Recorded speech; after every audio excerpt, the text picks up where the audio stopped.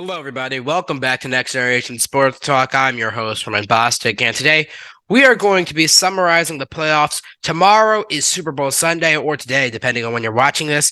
And for all of you who are just tuning in just to see the Eagles or the Chiefs play, I'm going to give you a quick rundown of what's happened so far during these playoffs. Without further ado, let's begin.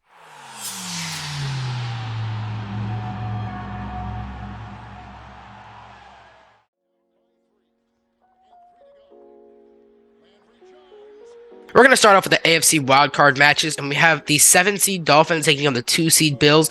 The Dolphins come in as a major underdog, sitting with third-string quarterback Skylar Thompson, and the Bills as heavy favorites. However, this game was actually shockingly close. Josh Allen had a lot of key turnovers that enabled the Dolphins to actually stay in this game. However, it wasn't enough. The Bills were able to escape with a win 34-31 in a game that probably should not have been this close. Now we're going to the Chargers and the Jags. The Chargers being the 5 seed and the Jacksonville Jaguars being the 4 seed. The Jags absolutely snuck in at 9-8. A lot of people had the Titans making it around mid-season, but after a massive losing streak, they gave up the division straight to the Jaguars, who came back from a terrible first half start. Lawrence looked absolutely horrid, however, in this first half. He tossed 4 interceptions. That's right, 4 in the first half, enabling the Chargers to take a 27-0 lead before halftime even started. However, it's the Chargers. You know what they're going to do. You know what they're known for, and that's choking leads. They choked a 27-0 lead as Lawrence led the Jags on a historic comeback, and a game-winning field goal sent the Chargers home as the Jags win 31-30. Now we have the Baltimore Ravens and the Bengals, the 6-seed Ravens and the 3-seed Bengals.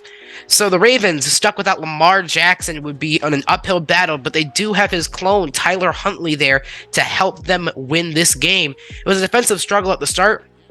The underdog Ravens took a surprising first half lead, a 9-10 one. However, on the goal line, Lamar Jackson's clone, Tyler Huntley, late in the game, tries to dive over the top of his blockers on a 2-yard QB sneak. He has the ball punched out, it's scooped by the Bengals, and ran back for a touchdown, giving the Bengals enough momentum to deny the upset as they win 24-17.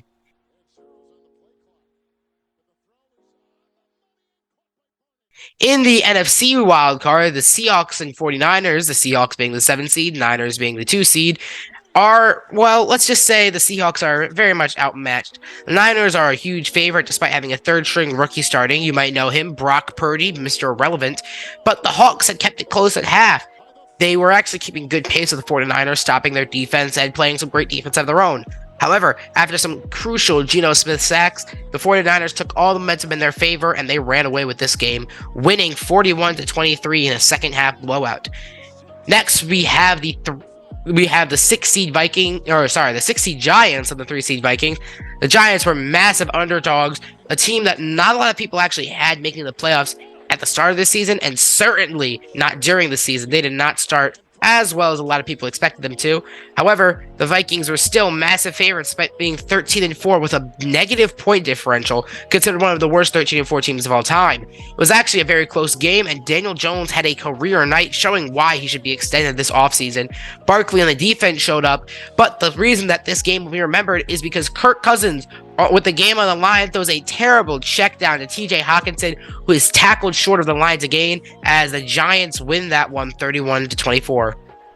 The final game, we have the 4-seed Bucks against the 5-seed Cowboys. This is supposed to be technically Brady's last ride, which, as you know, it was officially. He has officially signed his retirement papers, making him eligible for the Hall of Fame in around 2028, meaning no, he will not be coming back, at least we hope. So this is supposed to be a very close game. The Buccaneers, one of the most talented rosters, at least player-wise and skill-wise, in football. They've got a great defense, great wide receivers, and at the time, a great quarterback. However, this game was absolute domination. Dak Prescott picked apart the defense, but the one very concerning issue was Maher missing almost all of his extra points, but even with that, it didn't matter. The Bucs lost 31-14.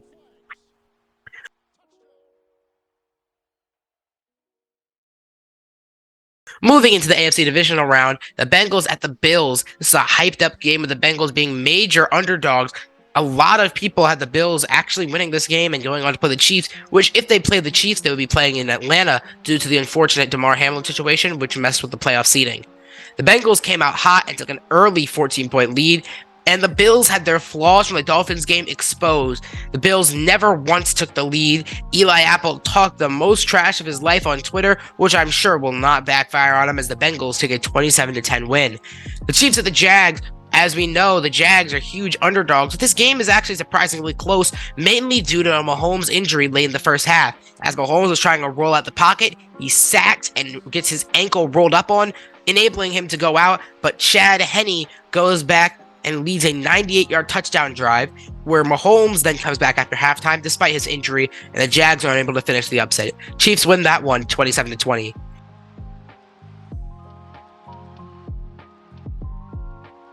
In the NFC divisional, the Cowboys and 49ers here today. The 49ers are the slight favorite to win this game, but Purdy definitely looked sort of off. He was unable to make the throws that he used to, and they seem to be calling shorter plays, which might be because of Dallas's stellar defense. Dak, however, was unable to capitalize on his defense's opportunities as the game was still very close, the 49ers pulling away off a Christian McCaffrey touchdown. Then, late into the fourth, with the game on the line, Mike McCarthy makes the dumbest play call of his life, putting Ezekiel Elliott, the running back, at center, snapping it to Dak Prescott, throwing to a wide receiver as that wide receiver gets drilled. 49ers win this defensive game 19-12. Giants at the Eagles. The Giants are major underdogs, but unlike the last game, there's not much to mention. The Giants got absolutely crushed behind a stifling Eagles defense. Jones couldn't do anything, and Miles Sanders in the run game absolutely crushed them. Eagles win 38-7.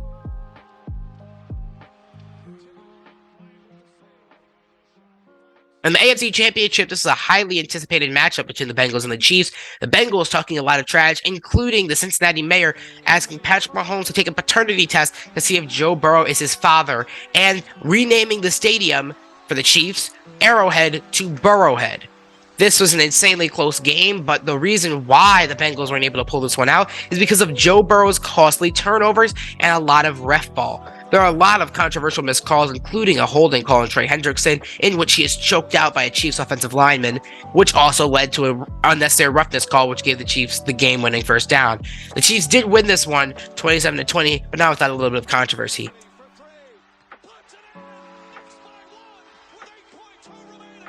The NFC Championships, the 49ers are still the favorite despite the Eagles' huge win against the Giants, but their chances absolutely went down the drain after Brock Purdy was injured on a late hit, which was ruled a fumble and recovered by the Eagles, as Jalen Hurts absolutely carved up this vaunted San Francisco 49ers defense.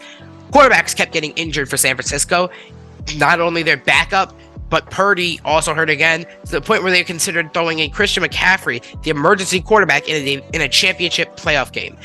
Needless to say, the Eagles blew them out again with a score of 38-7.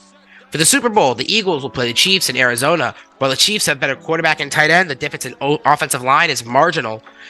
The Eagles have a massive advantage with the wide receivers, those being A.J. Brown and Devonta Smith, and the running back, Miles Sanders, is a little bit better than Isaiah Pacheco, but that's just my personal opinion. Philly, on paper, shouldn't have the better team, but we have to be real. The quarterback situation is enough to give the Chiefs the edge. I think that Philly has a better run and pass game, on paper at least, but the Chiefs actually do have the statistically best passing game in the NFL, with Mahomes, league MVP, absolutely carving up defenses this year.